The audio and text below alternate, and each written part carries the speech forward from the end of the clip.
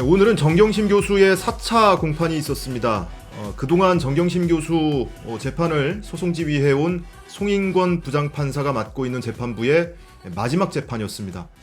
오늘은 당초에는 조국 교수의 첫 번째 공판 준비기일이 오늘 오전 10시에 예정이 돼 있어서 정경심 교수 재판은 시간이 겹치면 안 되니까 오후로 잡아놨었거든요. 그런데 조국 교수의 공판 준비기일은 3월 20일로 연기가 됐고 정 교수의 4차 공판은 예정대로 오후에 시작이 됐습니다. 그런데 오늘 공판에서 송인권 부장판사가 소송지휘하는 재판을 진행하는 마지막 날이거든요. 근데 대단히 의미 있는 얘기를 하고 갔습니다.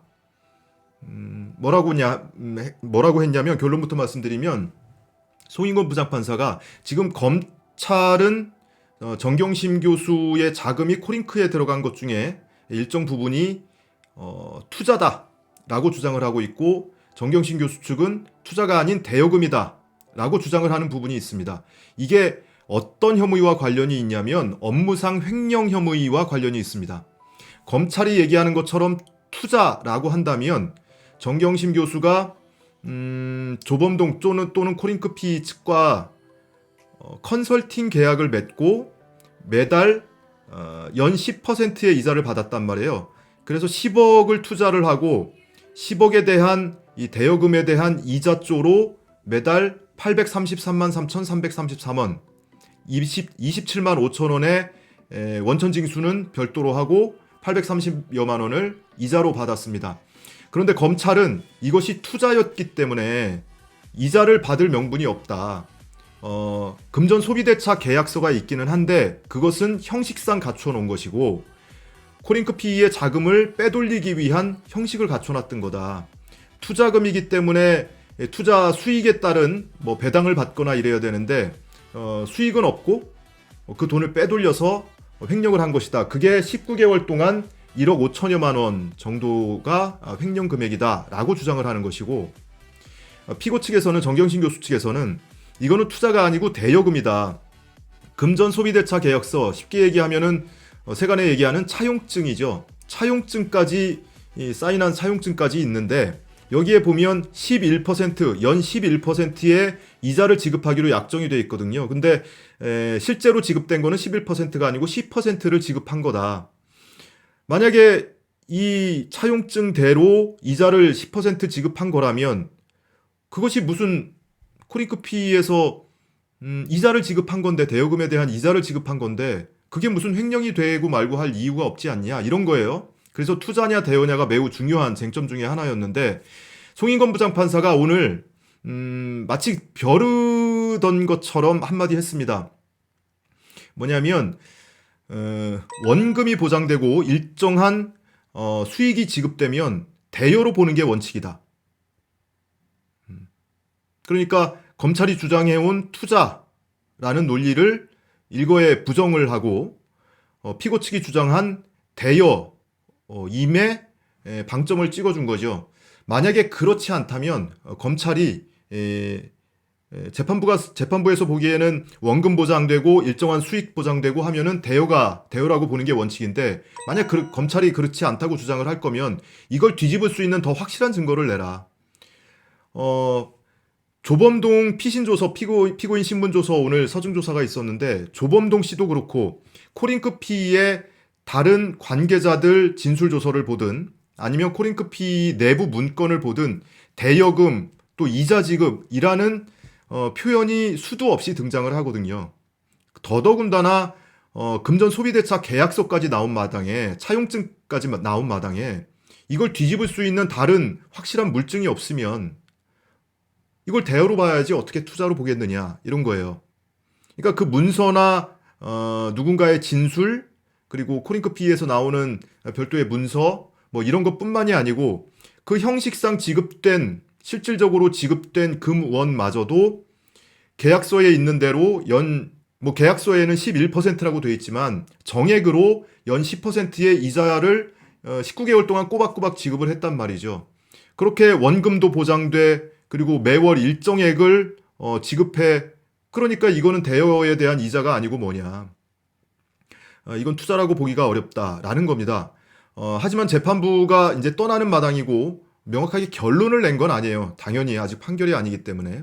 하지만 그동안 재판부가 몇 차례 이 검찰 측을 향해서 이게 투자라면 투자라고 증빙할 만한 자료를 제시하라고 몇 차례 수차례 요구를 했었습니다. 그동안 재판 과정에서. 예를 들면 투자라면 주주라는 거 아니에요. 그럼 주주면 뭐 주주총회 또는 사원총회에 참석한 회의록이 나온다거나 주주로서 권리 행사를 한 또는 의무 행사를 한 뭔가의 문서, 뭔가의 자료 이런 것들을 제시해야 이 주주로서 투자에 참여를 한 거구나라고 혹시라도 인정을 할 수가 있는데 그러니까 그런 자료를 내달라고 이미 두세 차례 검찰 측을 향해서 얘기를 했었거든요. 요구를 했었거든요. 그런데 오늘 재판에서 검찰 측은 그런 추가 증거, 추가 서증에 대해서는 일절 보강을 하지 않았고 보완하지 않았습니다. 그러니까 재판부가 오늘도 계속 이 업무상 횡령에 대해서 논의가 되니까 이거는 대여로 보는 게 현재로선 맞다. 만약에 그게 아니라면 이걸 뒤집을 수 있는 더 확실한 증거를 가져와라. 이렇게 요구를 한 겁니다.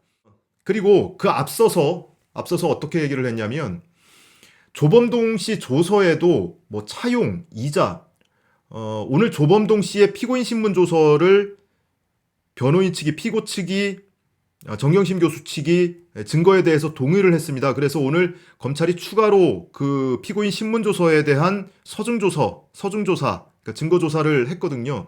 근데 검찰이 서중 조사를 하는 와중에 조범동 씨 이 조서에, 피고인 신문 조서에 차용, 이자 이런 표현이 계속 나오니까 재판장이 이제 거기서 그렇게 얘기를 한 겁니다. 조범동 씨 조서에도 차용이다, 이자다 이런 표현이 계속 등장을 하고 있다. 무엇보다도 금전 소비대차 계약서까지 있다. 근데 검찰 측을 보면서 이렇게 얘기를 합니다. 이제는 대여라고 좀 인정을 해도 되는 거 아니냐. 투자라면 손익 분배 비율이 중요한데 그럼 검찰이 조범동 피신조서 받으면서 진술조서 받으면서 왜 이 손익 분배 비율은 어떻게 하기로 했는지 그거 한 번도 물어보지도 않았느냐. 그러니까 재판장이 검사를 향해서 그렇게 질문하는 거는 제가 느끼기로는요. 검찰도 이미 이것이 대여일 수 있다라는 가능성을 갖고 있는 것 아니냐. 그러면서 지금 억지로 투자라고 주장을 하고 있는 것 아니냐라는 느낌이었어요. 왜 검사는 조범동 씨를 향해서 그것이 투자라고 한다면 검찰이 그걸 입증하려면 이 수익 분배 비율을 어떻게 할 것인지 또는 정경심 교수가 그거를 투자를 한 거라면 지분율은 어떻게 되는 건지 이거에 대해서 당연히 물어봤어야 하는 거 아니냐. 그런데 그거에 대해서는 왜 물어보지도 않고 그냥 말로만 투자라고 우기느냐 하는 거죠. 그런 식으로 오늘 재판이 진행이 됐습니다. 자, 그리고 오늘 변호인 측이 증거 위조 교사, 증거 인멸 교사에 관해서 그러니까 증거 위조 교사, 증거 인멸 교사에 대해서 반박되는 진술을 했습니다. 그런데 증거 위조 교사는 뭐냐면 여러분들 기억하시다시피 조국 전 장관이 청문회가 열리지 않으니까 기자간담회를 대신 했었잖아요. 그 기자간담회에서 코링크 P로부터 제공받은 펀드 운용 보고서를 들고 와서 이 펀드는 블루 펀드는 블라인드 펀드이기 때문에 나나 우리 천은 투자처를 알지 못하고 이런 내용에 대해서 설명을 했었잖아요. 그런데 이 코링크 P에서 제공한 또는 청문회 준비단에 제출한 또는 법무부에 제출한 이 자료가 위조된 것이다. 조국 교수와 정경심 교수의 요구에 의해서 사실과 다른 내용으로 뒤늦게 작성한 문건이다. 라는 게 이제 증거 위조 교사 혐의입니다. 그리고 증거 인멸 교사 혐의는 정경심 교수가 조범동으로 하여금 그리고 조범동을 통해서 이상훈 대표 등 코링크 P 관계자들에게 정경심 교수의 동생이 언급돼 있는 정관이라든지 또는 LP 목록이라든지 이런 거를 다 감추도록 인멸하도록 지시했다. 그래서 이렇게 증거 인멸 교사 혐의 이렇게 두 가지가 코링크 P 관계자들과 더불어서 정경심 교수에게 이제 혐의를 씌우고 있는 건데요. 이것과 관련해서 변호인 측에서 굉장히 기술적인 논리를 내세워서 반박을 했습니다. 그게 뭐냐면 자, 첫 번째 증거 위조를 했다, 증거 인멸을 했다라고 한다면 증거 위조를 한 것은 허위에 블루 펀드가 블라인드 펀드라고 기재한 펀드 운용 보고서가 사실이 아니라는 것이고, 그리고 동생 정모 씨가 LP 투자자 명단이라든지 정관에 간인이 찍혀 있거나 이름이 언급되어 있는 것을 삭제하라고 지시한 게 증거인멸 교사인데, 정경심 교수, 조국 교수의 가족만이 참여한 가족 펀드라고 하더라도 그게 형사 처벌 대상이 되거나 징계 사유가 되느냐? 코링크 P, 이 블루 펀드가 실사주가 실제 운영자가 조범동이라는 프레임으로 검찰은 지금 공소 유지를 하고 있는데, 설사 조범동이 실제 운영자, 실제 사주를 하자. 그게 불법이냐? 그 자체가 불법이냐? 그것 역시도 형사처벌 대상이 아니고 징계 사유도 안 된다는 거죠. 자, 세 번째. 그러면 만약에 정경심 교수가 이 투자처가 어딘지 사전에 알고 있었다 치자. 그것이 형사처벌 대상이냐 또는 징계 사유가 되느냐.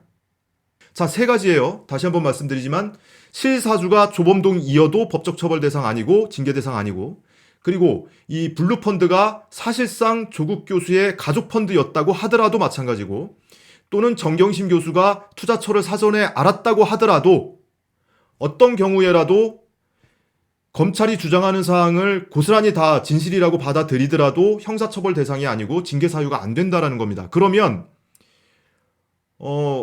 감춰야 할 범죄 행위가 없는 건데, 감춰야 할 범죄 행위가 없는데 어떻게 증거 인멸이 되고 증거 위조 교사가 되느냐, 이런 논리입니다. 굉장히 기술적인 공학적인 논리죠. 그러니까 사실관계도 다르지만 그것도 물론 사실관계도 맞지 않고 법적 기술적으로 보더라도 이거는 처벌 대상이 아니기 때문에 감춰야 할 범죄 행위가 없기 때문에, 심지어 그 세 가지 지금 설명드린 사유로는 검찰이 기소를 하지도 않았거든요.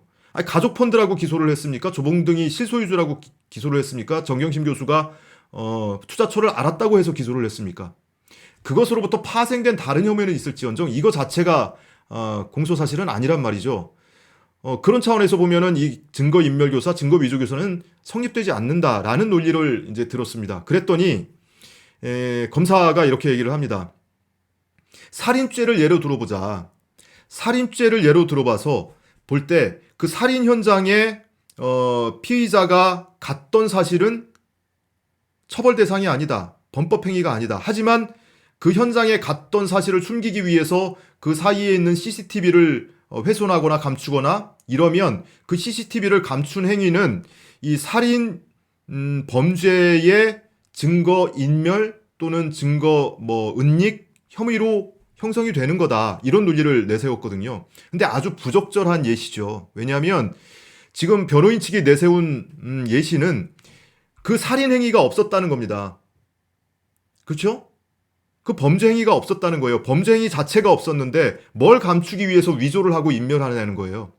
근데 검사가 사례로 반박하면서 사례로 든 것은 살인죄가 명백히 있는 전제로 지금 예를 든 거잖아요. 그러니까 굉장히 부적절한 예를 지금 든 거죠. 그런 논리로 오늘 변호인 측에서 증거위조교사, 증거인멸교사는 성립되지 않는다라는 논리를 설파를 했습니다.